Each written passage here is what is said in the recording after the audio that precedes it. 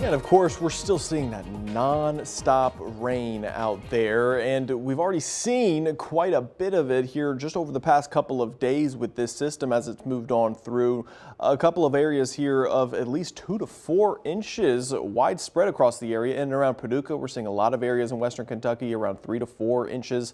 Over near Mount Vernon, you're around 2 inches right now. Carbondale, places in and around you, 2 to 3 inches of rainfall, and of course, we're still seeing plenty of that rainfall continuing to come on down. Northern portions of our area, some of this lighter green, you'll see some lighter rain in there, but where you see that darker green and into those yellows, that's where you're seeing the moderate to heavier rainfall. And that moderate to heavy rainfall continues down towards Harrisburg and Vienna, over towards Cape Girardeau as well. Perryville, you're dealing with it here in southeastern Missouri. And as we continue to move southward, you can see plenty of that heavier rainfall down towards Murray and again over towards Union City. This is all heading from east to west, spiraling around that low pressure system, and it's really going to continue. That's why we got that flood watch out there through tomorrow morning. Anywhere where you see that green, you are in that flood watch here across southern Illinois, western Kentucky, northwest Tennessee, parts of southeastern Missouri as well.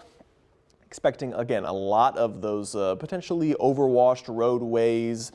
We definitely need the rainfall right now, and certainly the dry conditions help. It could be a lot worse of a situation if we've had, if we weren't in that drought beforehand. But certainly right now could see a lot of those roadways at least having a ton of ponding over them. So you want to keep it slow out on the roadways today. You can see how messy it is across all of our sky cams here. Again, Metropolis, it's gloomy out there, plenty of gray skies. You got those low clouds continuing to hang, and of course that rainfall continuing across all of the area. Hourly forecast, that rain continues throughout the evening and overnight. We'll also see the winds. You can see those winds picking up quite nicely there, around 25 miles per hour. That's sustained winds. We could have some gusts up and around 40 and 45 miles per hour. So we'll have to watch the potential power outages later on this evening if a couple of those gusts get going. And yeah, that rain continuing, that wind gust forecast we talked about, it will slowly start to wane later on into the overnight, but still expecting those 40-mile-per-hour gusts throughout the evening tonight. And then as we head and wake up tomorrow morning, that's when things will start to quiet down. Now, our moderate rain continues here tonight. Those scattered showers will start to fade slowly as we progress through the weekend, but we're not really going to get rid of those clouds or isolated rain showers until we get to about Monday. Amazing weather starts next week, and we are certainly waiting for it. Futurecast showing those spiraling rain bands continuing tonight into the overnight. Tomorrow, a lot of us waking up dry, but we'll continue to see at least isolated banding features continuing to push through our area through the afternoon hours. It won't be raining all day long, but it'll certainly feel like it, as it'll just be another one of those gloomy days out there.